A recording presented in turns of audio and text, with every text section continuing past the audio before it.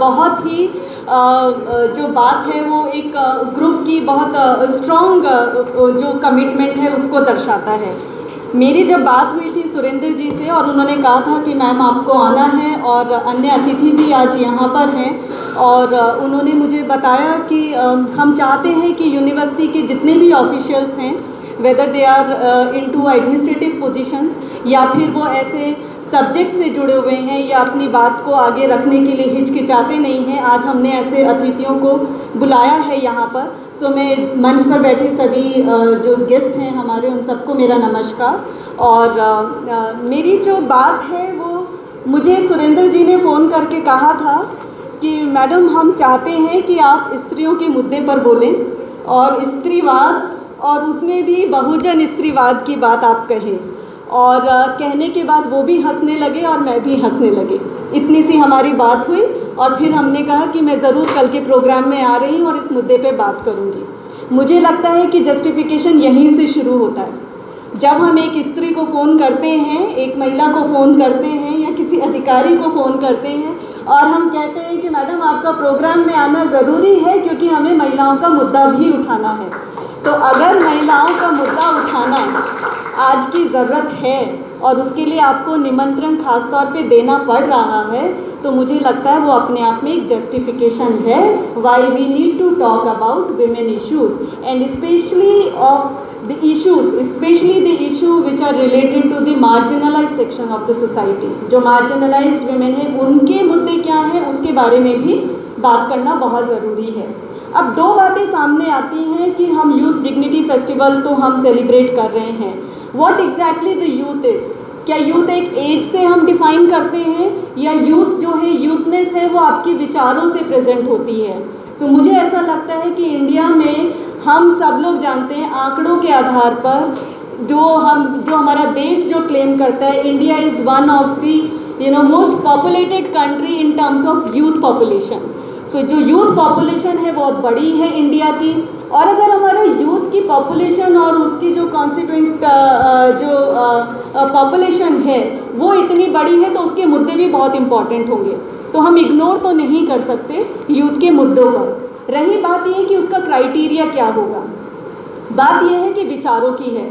कोई भी विचार अपने आप में एक एज से ना तो पुराना होता है और ना नया होता है। विचार विचार है, वो अगर आज आपने उस विचार को अपना लिया है तो वो अपने आप में उतना ही नया है जितने कि आप उस विचार के साथ जब अवगत करते हैं अपने आप को, आप जितना नया महसूस करते हैं। सो ये बात कहना कि एक एज हो जाएगी और हम पुराने विचारों के बारे में बात नहीं करेंगे या नए विचारों के बारे में बात नहीं करेंगे या जो पुराने लोग हैं या फिर एज ओल्ड लोग हैं वो यूथ के बारे में बात नहीं करेंगे, तो मुझे लगता है कि ये जस्टिफेबल नहीं है, ये जस्टिस नहीं है। हम सबको उन सब चीज़ों के बारे में बात करनी चाहिए जो कंटेम्प्रेरी इश्यूज़ हैं, और वो जो कंटेम्प्रेरी इश्यूज़ हैं उनकी एक हिस्ट्री है। उन कंटेम्प्रेरी इश्यूज़ को in isolation of that history अगर हम देखते हैं तो मुझे लगता है वो अपने आप में एक बहुत बड़ा इनजस्टिस है। Similarly for the matter of women justice, अगर हम महिलाओं के मुद्दे में बात कर रहे हैं, स्त्रीवाद की हम बात कर रहे हैं, क्यों फेमिनिज्म इतना इम्पॉर्टेंट है और फेमिनिज्म की वजह क्या है? क्या वो सिर्फ एक स्त्रियों का मुद्दा है? मुझे ऐसा लगता है कि उसको कैटेगराइज करना that being a women you are only eligible to talk about feminism, it's completely wrong. I think we all are entitled to talk about it, और तभी वो समानता और तभी वो फेमिनिज्म अपनी उस शिखर पर पहुंचेगा जिसकी कल्पना जब फेमिनिस्ट थ्योरीज नए नए आए थे या मूवमेंट जब शुरू किया था तो जहां उसकी कल्पना की गई थी। इसको फेमिनिज्म को कोई कैटेगराइजेशन का मुद्दा नहीं था कि हम इसको जेंडर डिस्क्रिमिनेशन में जाते हुए एक पर्टिकुलर जेंडर की बात है और दूसरा जेंडर इसके बारे में नहीं सोच सकता, ऐसा नहीं है। दूसरी बात यह है कि जब हम कह रहे हैं कि मोस्ट पॉपुलेटेड कंट्री है हमारा इंडिया और उसमें सबसे ज़्यादा जो पॉपुलेशन है वो यूथ कॉन्स्टिट्यूट करता है उस पॉपुलेशन को, सो महिलाओं की भागीदारी भी उतनी ही है। 50% महिलाएं हैं इस देश में अगर पॉपुलेशन के हिसाब से देखा जाए, सो उनके मुद्दे भी उतने ही ज़रूरी हैं जितने कि दूसरे जेंडर के मुद्दे ज़रूरी हैं। और उसके बारे में कहीं कोई ऐसा नहीं है कि सिर्फ एक ही व्यक्ति बात कर सकता है या एक ही जेंडर बात कर सकता है। लेकिन अगर आप उस मार्जिनलाइज सेक्शन का रिप्रेजेंटेशन नहीं लाते हैं तो शायद उन बातों के साथ को इतना आत्मसात नहीं कर पाएंगे जितना कि हमें करना चाहिए। इसलिए जो पार्टिसिपेशन की बात है, जो रिप्रेजेंटेशन की बात है, जो भागीदारी की बात कही गई है और जो बात कही गई है कि डिसीजन मेकिंग में सबका बराबरी का हक होना चाहिए, उसमें उस जनसंख्या का या उस पॉपुलेशन का या उस सेक्शन का रिप्रेजेंटेशन भी उतना ही अहम है। और हमने तो देखा है कि रिप्रेजेंटेशन के मामले में अभी भी 33% वाली जो बात कही थी वो अभी भी पेंडिंग है। सिमिलरली इंस्टीट्यूशंस कोई भी हो, चाहे वो सरकारी इंस्टीट्यूशंस हैं या सोशल इंस्टीट्यूशंस हैं, हर जगह जो पार्टिसिपेशन है, बाहर निकलकर आकर अपनी बात को रखना बहुत ज़रूरी है। क्या हमारा समाज, हमारी सरकार ऐसा स्पेस क्रिएट करती है जहां महिलाएं बाहर निकल आके अपनी बात को रखने में उतनी सक्षम हैं? पहली चीज़ ये है कि सक्षमता तो है लेकिन स्पेस नहीं है। तो वो स्पेस कौन प्रोवाइड करेगा? वो स्पेस प्रोवाइड करने की प्रक्रिया शुरू होती है एजुकेशनल इंस्टीट्यूशन से, क्योंकि यहाँ पे हम ऐसा विचार प्रस्तुत करते हैं, उस तरीके की बातें हम रखते हैं, ऐसा डेमोक्रेटिक एक स्पेस क्रिएट करते हैं जिससे धारणाएं बनती हैं, जिससे धारणाएं बदलती भी हैं। अगर हमने कोई चीज़ लर्न की है अपने पेट्रियार्कल सिस्टम में, तो डी लर्न करने का स्पेस भी यूनिवर्सिटीज़ में अवेलेबल है। एक जब तक नया विचार नहीं आएगा तब तक आप पुराने विचार के ऊपर सोचेंगे नहीं, तो ब्लाइंड फॉलोइंग हो जाएगी। तो तर्क वितर्क के आधार पर जो नई धारणाएं हैं उनको एक्सेप्ट भी करना पड़ेगा, कंटेम्प्रेरी इश्यूज़ को देखना भी पड़ेगा। At the same time youth for dignity जो फेस्टिवल हम सेलिब्रेट कर रहे हैं, it's not just a matter of celebration, it's a matter of raising your voice, raising your consciousness. जो कंटिन्यूस कॉन्शियसनेस होनी चाहिए, वो चेतना जो है वो लगातार होनी चाहिए। वो साल में एक दिन यूथ फॉर डिग्निटी सेलिब्रेशन के बाद और फिर हम सारा साल सो जाएं और कहीं किसी बच्ची के साथ कुछ हो रहा हो या किसी महिला के साथ कुछ हो रहा हो तो हम कहेंगे अरे ये तो महिलाओं के मुद्दे हैं, इसके बारे में हमें नहीं जानना चाहिए, या फिर हमारे पास तो अभी बहुत सारी बातें हैं, पहले हम जरा वो प्रायोरिटी वाइज एजेंडा में देख लें हमारे पॉलिटिकल पार्टीज़ के एजेंडा क्या, उसमें कहीं स्त्रियाँ कहीं फिट भी होती हैं या नहीं होती हैं। सो ये ऐसा मुद्दा नहीं है। Universities are known for dissent. बहुत सारे प्लेटफॉर्म्स में मैं जाती हूँ, मैं हर जगह एक बात ज़रूर कहती हूँ, जिस दिन यूनिवर्सिटीज़ में ब्लाइंड फॉलोइंग शुरू हो जाएगी उस दिन यूनिवर्सिटी का मायना ख़त्म हो जाएगा। जिस दिन एजुकेशनल इंस्टीट्यूशंस में डिसेंट की बात ख़त्म हो जाएगी, जहाँ तर्क वितर्क की बात ही ख़त्म हो जाए, वहाँ मुझे ऐसा लगता है वो स्पेसेस जो डेमोक्रेटिक स्पेसेस 70 साल में प्रोवाइड करने की जो प्रथा बनी थी वो सब हम अपने हाथों से गिरा देंगे। सो ये तर्क वितर्क का मामला है। अभी तक जिस चश्मे से दुनिया को दिखाया गया था उस चश्मे को बदलने का समय आ गया है। समय तो पहले ही आ गया था, लेकिन अब बात यह है कि अगर अभी भी आपने नहीं बदला तो अपने पैरों पे कुल्हाड़ी मारने जैसा होगा, क्योंकि 50% जो है वो महिलाओं से बनता है इस देश की पॉपुलेशन। अगर आप कंटिन्यूसली उनको इग्नोर करते रहेंगे तो एक बर्नआउट की स्टेट क्रिएट होगी और जहाँ पे कि रिवॉल्यूशन होना ही होना है। आपकी जो प्राथमिक संस्थाएं हैं, जो प्राइमरी इंस्टीट्यूशंस हैं सोसाइटी के, लाइक अ फैमिली, नेबरहुड है, आपकी एक्सटेंडेड फैमिलीज़ हैं, कम्युनिटीज़ हैं, सबकी जो आधार है वो एक तरीके से सब धरा का धरा रह जाएगा। और फिर एजुकेशनल इंस्टीट्यूशंस तो बहुत दूर नहीं है। अभी हम वहाँ पे भी हमें देखना है कि कितनी इक्वालिटी डेमोक्रेटिक स्पेसेस में महिलाओं को प्रोवाइडेड है, in the form of students, in the form of administrative responsibility, in the form of जहाँ टीचिंग में फैकल्टी हिरार्की में कितनी महिलाएं कितने बराबरी से सामने आ रही हैं, या उनके क्या चैलेंजेस हैं और उन चैलेंजेस को हम कितने तरीके से समझने की समझ रखते हैं और कितने अच्छे तरीके से हम अपनी जो निर्णय प्रणाली है उसके सामने हम कितने अच्छे तरीके से पेश करते हैं, ये भी एक मुद्दा है। सो एक तो ये बात है। दूसरी बात ये आई है कि जो बहुजन स्त्रीवाद की बात है, कई बार एक बड़ा मुहिम चला था, अभी मी टू कैंपेन चला और I2 कैंपेन भी चलता ही रहता है। ज़्यादातर महिलाएं I2 कैंपेन में रहती हैं, मी टू में बहुत देर में आती हैं।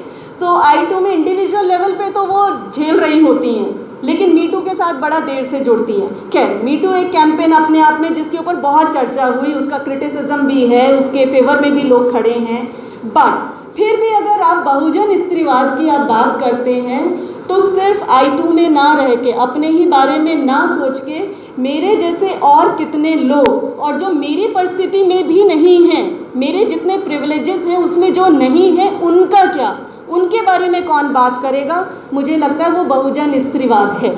उसमें हम बात करते हैं जो हाशिए पे खड़े हैं लोग, जो marginalise section of the society है, उसमें जो वुमेन्स के हालात हैं, अगर उनकी भागीदारी नहीं होती है, वो आगे आके नहीं बोलते हैं या उनको हम डेमोक्रेटिक स्पेसेस नहीं क्रिएट करते हैं और उस स्पेसेस को भी सिर्फ एक सवर्ण मानसिकता के साथ में हम कैप्चर करके रखेंगे तो वो फेमिनिज्म नहीं है, वो फेमिनिज्म की डेफिनेशन में भी कहीं नहीं है। उसको हम बड़ा सिलेक्टिव पर्सपेक्टिव से प्रेजेंट ना ही करें तो ज़्यादा अच्छा है।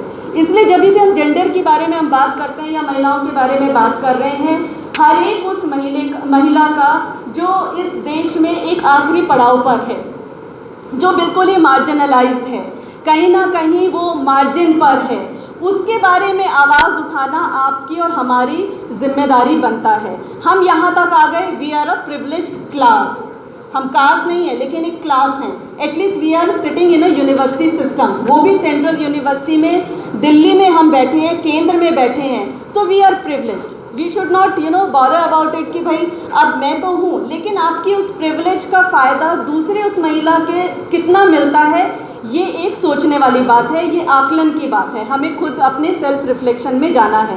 आप किन के मुद्दे उठाते हैं उसी से आपके विचारों के बारे में पता चलता है। अगर आप ऐसे लोगों के मुद्दे उठा रहे हैं जो खुद में सक्षम हैं अपनी बात को कहने के लिए, तो मुझे लगता है वो मुद्दा नहीं है, वो कुछ और है।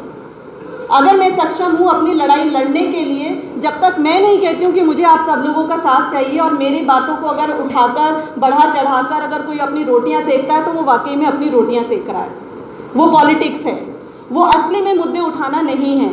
लेकिन जो महिलाएं डेमोक्रेटिक स्पेसेस में, एजुकेशनल इंस्टीट्यूशंस में, परिवारों में अपनी बात को नहीं उठा पाती, उनके बिहाफ पे जब हम मुद्दे उठाते हैं तो हम उसको कहते हैं, और जो मार्जिनलाइज सेक्शन से आते हैं, उन कम्युनिटीज़ से आते हैं जिसको समाज तिरस्कार करता है, रिलीजन के लाइन पर, कास्ट के नाम पर, किसी और बैकग्राउंड के वजह से, उन सब मुद्दों को जब हम कहते हैं, जब हम उठाते हैं तो वो एक रिलेट करना हुआ, वो बहुजन स्त्रीवाद है कि कहीं ना कहीं वो जो असर है उस तबके का, उस तबके की जो जितनी भी पीड़ाएं हैं या जितनी भी वेदनाएं हैं, जब उनसे आप आत्मसात करते हैं, उनके साथ खड़े होकर अपनी आवाज़ को उठाते हैं, तो मुझे लगता है कि वो वाकई में जो हम दलित फेमिनिज्म का जो नाम आया, जो बहुजन स्त्रीवाद का नाम आया, वो वैसे ही है।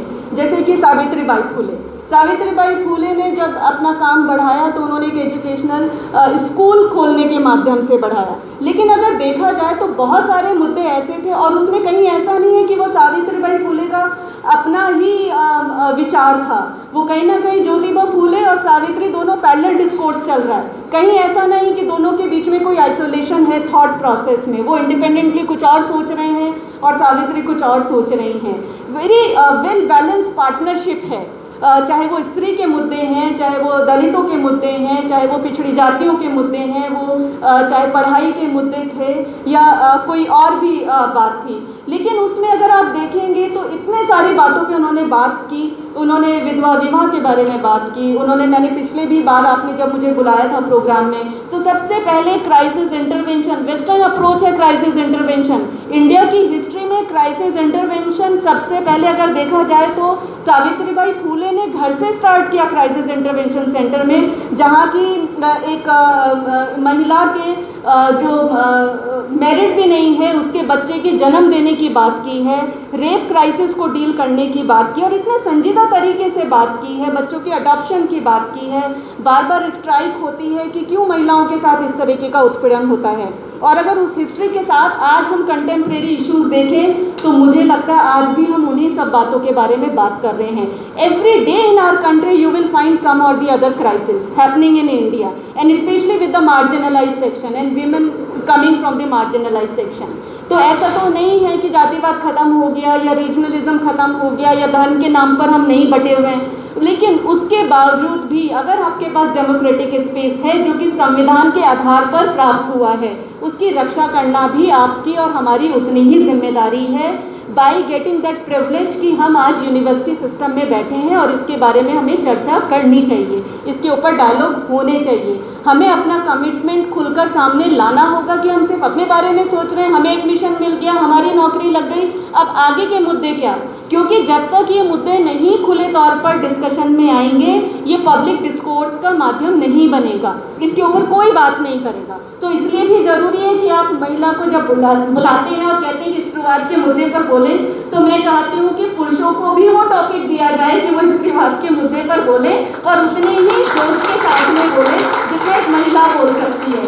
तब तो बराबरी रहेगी कि हम भी थोड़े से ज़रा एजेंडा पॉइंट्स पे बात कर लें, बजट पे बात कर लें, पॉलिसी पे बात कर लें, वरना फिर आप कहेंगे मैडम आपको पॉलिसी के बारे में कुछ पता नहीं, आपको बजट के बारे में पता नहीं। I am just it's taking on the other side, but what I am saying is कि ये सबके लिए ज़रूरी है, ये कोई विमेन और मेन का डिस्कोर्स नहीं है, it's all about equality, equality on the basis of जो हमारे प्रेम्बल में लिखा हुआ है, उसके आधार पे हमें इक्वालिटी चाहिए, सोशल इक्वालिटी चाहिए, इकोनॉमिक इक्वालिटी चाहिए, political equality, equal spaces at every place. तब तो बात है कि हम सोचते हैं कि हमारी पढ़ाई लिखाई हमारे खुद के भी काम आएगी और हमारे समाज को भी आगे बढ़ाएगी, वरना एक ब्लाइंड फॉलोइंग जो है वो एक क्रिएट होगा। सो ब्लाइंड फॉलोशिप को ना आगे बढ़ाते हुए universities are known for dissent, universities are known for rationalisation, universities are known for digging out the facts based on the historical facts, और उनके साथ कंटेम्प्रेरी डिबेट्स क्या हैं, उन सबको सामने रखते हुए विचार और विमर्श करने की प्रक्रिया जो है वो सिर्फ यूनिवर्सिटी में हो सकती है। घरों में जब होती है ना तो घर टूट जाते हैं, ये सिर्फ यूनिवर्सिटीज़ में ही पॉसिबल है, ये democratic space. So I think we all are privileged to get that democratic space, और इसीलिए शायद मुझे लगता है कि यूथ फॉर जो डिग्निटी फेस्टिवल है ये हम इसीलिए मना पाते हैं, वरना घर में तो कोई इंडिविजुअल डिग्निटी को मना ही नहीं पाता, वहाँ तो कोई किसी न किसी तरीके से मार्जिनलाइज्ड ही है। बट कम से कम हम उस मामले में प्रिविलेज्ड हैं, और ये जो प्रिविलेज क्लास है, ये जो सोशल इंस्टीट्यूशन, प्राइमरी जो फैमिली है, ये वहाँ तक जाती है ये प्रिविलेज। जब एक विमेन को यहाँ पे स्पेस मिलता है तो उसको अपने घर में भी स्पेस मिलता है, वो अगर यहाँ बोल पाते हैं, यहाँ अगर वो सेफ़ हैं तो वो अपने घर में भी सेफ़ हैं, तभी तो वो बार्गेन कर पाएंगे, नेगोशिएट कर पाएंगे। लेकिन अगर हम यहीं पर स्पेस नहीं देंगे, यहीं उनको अदर जेंडर की तरह डील करेंगे, तो घर से जितने मुश्किल से वो निकल कर आए हैं उनके घर में भी समानता कभी उनको हासिल नहीं हो पाएगी, और बात वहीं अटक कर रह जाएगी कि हम किसकी डिग्निटी की बात कर रहे हैं। डिग्निटी तो कॉन्स्टिट्यूट करती है जब मेरी सेफ्टी होगी, सिक्योरिटी होगी, जो विचार हैं आपके उसके ऊपर आप पूरे तरीके से सहमत होंगे, उनके स्पेसेस को प्रोटेक्ट करेंगे, अगर मुझे कोई चीज़ गलत लगती है तो आप उसका रिस्पेक्ट करेंगे। This is my dignity, you will not attack back on one particular women for something. So these are the core issues जब हम डिग्निटी की बात कर रहे हैं। उसके सामने जो बैरियर्स हैं उनको जब हम दूर करेंगे without attacking on her merit, तब तो डिग्निटी की बात आएगी। तब अब जो बीच के जो रोड़े हैं उसको एडमिनिस्ट्रेटिव जो यूनिट्स हैं वो किस तरीके से देखते हैं। बच्चों की स्कॉलरशिप का मामला है, स्कॉलरशिप सारे यूथ का मामला है including boys and girls, but girls के लिए ज़्यादा मैटर करता है। उनके पास अपने आप को प्रूव करने के लिए कंपैरेटिवली कम समय दिया जाता है फैमिली से या सोसाइटी से। अगर आपके पास 10 साल है सेटल डाउन करने के लिए तो विमेन के पास सिर्फ 2 या 3 साल ही हैं। तो अगर आप मान के चलते हैं जो डिफरेंस है वो बहुत बड़ा है, उनको 3 साल में प्रूव करना है और आपको 10 साल में करना है। सो ये एक सोशल बैरियर है, ये सोशल स्ट्रक्चर में वो बैरियर, वो थॉट प्रोसेस में बैरियर है, उसको सिर्फ यूनिवर्सिटीज़ दूर कर सकते हैं। और जिस तरीके के ओरिएंटेशन प्रोग्राम आप लोग कराते हैं और जिस तरीके से हम यहाँ पर विचार विमर्श होता है, मुझे ऐसा लगता है कि आपकी टीम बधाई की पात्र है।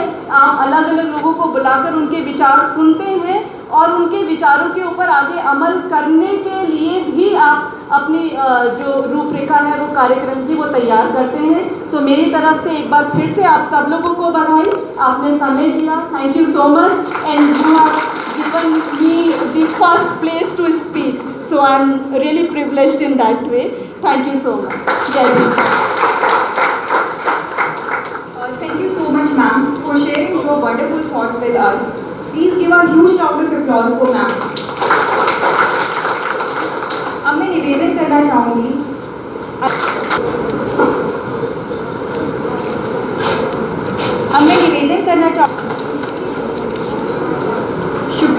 Bharti and Mridang.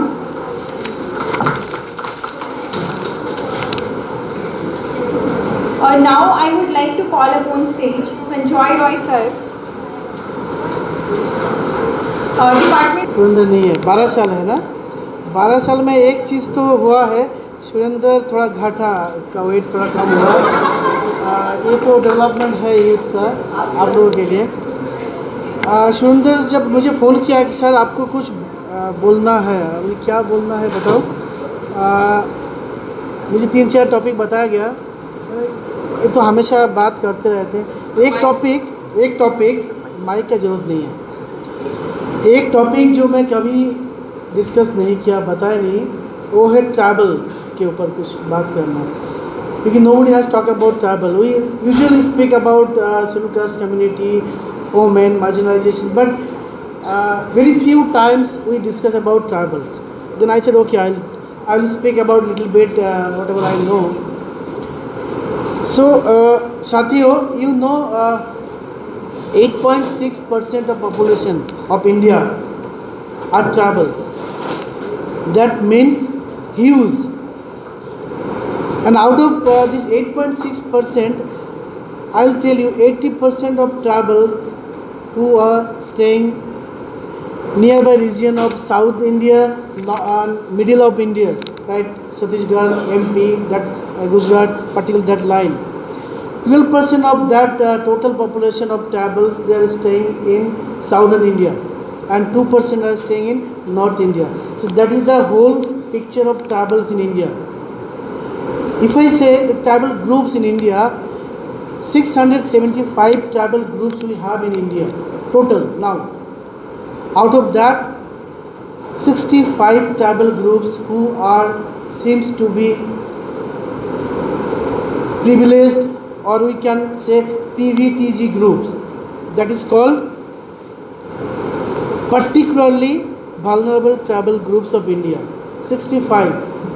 Now if you see why I am saying this particular group, 65 groups of India, because most of the problems, most of the situation, whatever we say, belongs to them only. Most of the other groups who are staying in northeastern India or other southern India, their condition much more better than those groups. So whenever we talk about tribals, we should focus on mainly those tribals, 65 groups staying nearby Chhattisgarh, MP. Why I am saying that? Because those population, even in Odisha, they are staying in nearby Kalahandi and those districts.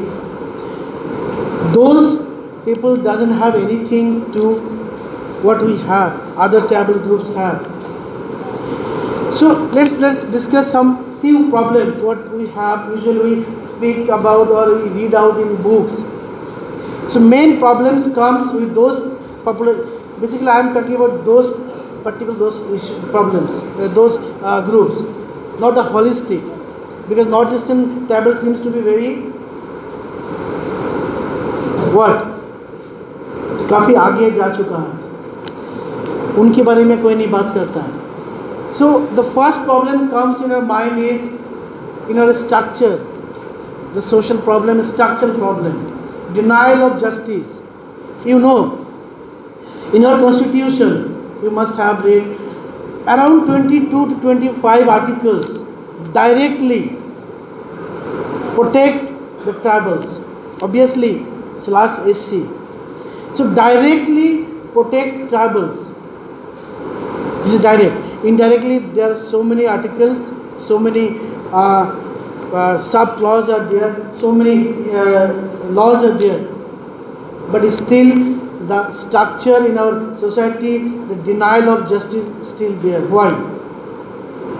Because they don't have anybody to say on behalf of them. I am telling one example. One my research scholar, PhD research scholar, he is doing PhD on tribal issues in Bastar region of Chhattisgarh. So he told me, he has completed his data collection. He told me, sir, the situation what we read in the books is completely different. I said, just discuss with me. The situation is what you should know. They don't have even representation from their own community, political representation. He was telling me, sir आप मुझे भी surprise होगा, I am also belong to Chhattisgarh, not me my scholar, कि मुझे पता नहीं था कि जब इलेक्शन आता है group of people political parties comes to them, कहते हैं कि तू जाके ये वोट देना, नहीं तो तेरा जो खाना मिलता है, जो गवर्नमेंट का प्रोग्राम के थ्रू, स्कीम्स के थ्रू, प्रोग्राम के थ्रू मिलता है, वो बंद कर देंगे कल से. So that is the situation in Chhattisgarh. So that is the situation in MP. So that's denial of justice. And again, denial of justice, when we talk about denial of justice, means atrocities. The issue of human rights violation. You know, if you Google, the list will come. What is happening now? Few months back, Gujarat, what happens in UP also, what happens? You know. So denial of justice, this is prevalent in our society, with those groups especially. So my question is why? More than 70 years of independence is over. In seminar we say this should be done, that should be done.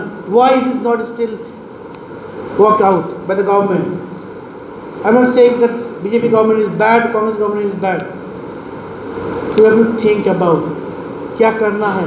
What model should we come out for the development of those people. Another problem,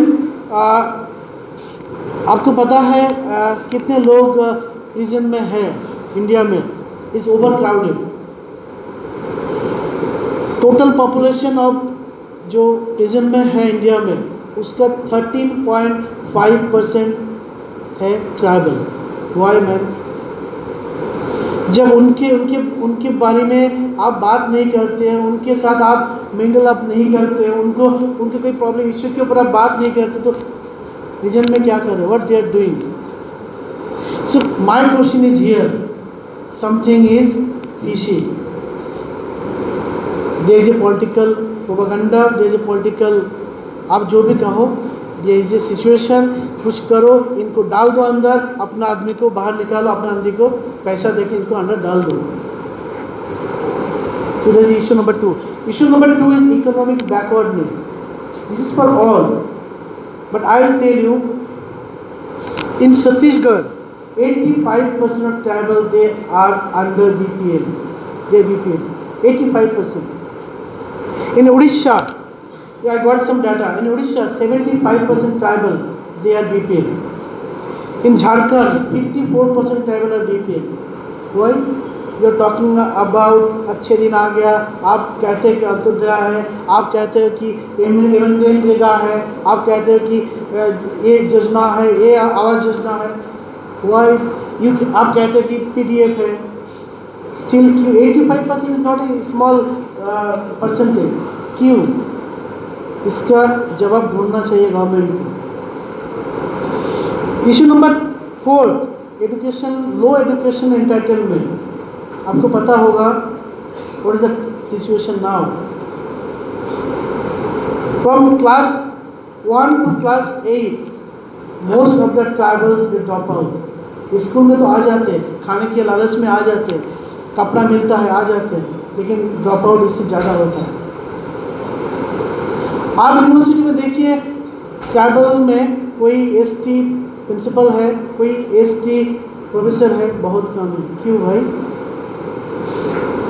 this again I am throwing the question to you. क्या करना है? The problem, issue number 4, health issue. When you talk about health issue,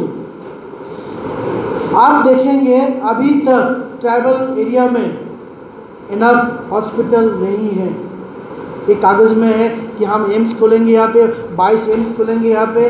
अभी तक जो भी है वो paper में है, अफोर्डेबल नहीं है. Question number 6, displacement.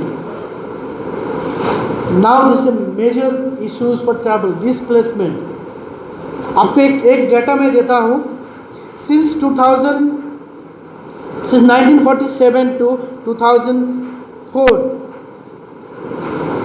40% Adivasis, around 60 million tribals were displaced. 60 million. Recently, more than 5 lakh hectare जमीन displaced किया, acquired किया है by the government. Thanks, you people are there to fight, like Narmada Bachao Andolan is going on, Medha Patkar is doing for the justice.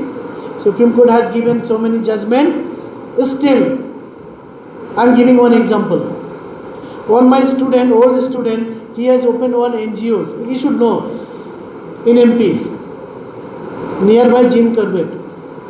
He came to me, sir, I am opening in NGOs and I am working with tribals. मैंने बोला क्या बात कर रहे हो, क्या काम कर रहे हो? कि सर काम मैं ये कर रहा हूँ, जितना ट्राइबल्स अराउंड जिम कॉर्बेट, आपको भी जानना चाहिए, ये कभी पेपर में नहीं आते, अराउंड जिम कॉर्बेट जितना ट्राइबल इनहैबिटेशन था वहाँ से सबको हटा दिया, हटा के उनको डिस्प्लेस किया गया। गवर्नमेंट ने क्या किया, एक फैमिली में एक सदस्य को 4 लाख रुपया दिया, 5 लाख रुपया दिया। एक फैमिली में 5 आदमी है तो 10-15 लाख रुपया मिल गया। It seems very pity, very good picture. No, हुआ क्या, जब इनके पास पैसा मिला 15 लाख मिलेगा तो आप क्या करोगे? What they have done, bike खरीद लिया, यूथ कपड़ा खरीद लिया, मोबाइल कॉस्टली मोबाइल ले लिया, 2 साल के अंदर ख़त्म हो गया, रास्ते में आ गया, they are begging now. Why? You are making them dependent, rather you are making them independent. जो गवर्नमेंट को करना चाहिए था, पैसा देना नहीं है, भीख नहीं देना चाहिए था, उनको डिस्प्लेसमेंट किया है तो प्रॉपर्ली प्लेस करना चाहिए था, जो गवर्नमेंट नहीं किया। Now he is working with those displacement people, their health, education and other issues. So this is the situation, displacement we talk about. Another issue I'll tell you, another issue is political organization और political marginalization. अभी तक मुझे बताइए कितना population है tribal के जो represent करता है लोकसभा में? नेग्लिजिबल। पेपर में है कि इतना % रिजर्वेशन है, लेकिन 2-4 लोग जो भी चले जाते हैं, लेकिन they never speak. I know few people, tribal people in ministry, they said sir हम बात नहीं कर सकते, क्यों? क्योंकि हम लोगों को ऐसे प्रेशर दिया जाता है, आप बात नहीं करोगे ज़्यादा, हमारे बात मानोगे तो नेक्स्ट टाइम आपको चुनेंगे, नहीं तो आपको निकाला जाएगा। So this is the reality. So now the question is why this kind of issue, this problem is still there. Then somebody says movement होना चाहिए। यस, मूवमेंट है। There are 5 types of movement, mainly with the tribal they had since British time.